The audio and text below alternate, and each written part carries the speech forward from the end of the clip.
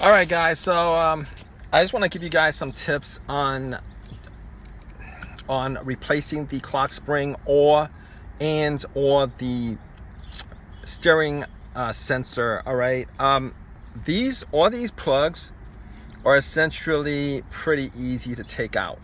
All right. Every single one of these, except for this yellow plug right here. You guys see this yellow plug right here? Now, a lot of people look at this plug and they're thinking, what's the deal with this, right? Because they're pushing on the bottom and it's not coming out. Now, you guys could pretty much easily just break this or yank the wires out the plug. All right. And then you have people trying to use the screwdriver to actually go under it and thinking that maybe you could pry it or something like that, but that's not really going to work well either.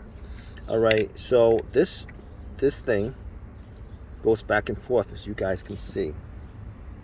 All right, pretty simple. All you guys got to do is just press it off. Press it off. Just press it off, guys.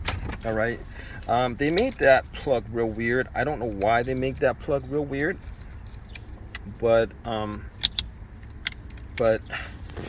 you know, sometimes manufacturers do that so that it complicates the replacement, or it makes it that people get so frustrated that they break it, and then you got to bring it into the dealership to fix it. They do that. Trust me. These dealerships do that. I've worked on so many cars where the most obvious thing, they'll put a screw that is very hard to get to. Sometimes where the starter is an extra screw with a bracket on it, and you guys know what I mean. They do these tricks just to get you in so that you can pay like hundreds and hundreds and hundreds of thousands of dollars just to do something real simple. But hope this helped you guys out.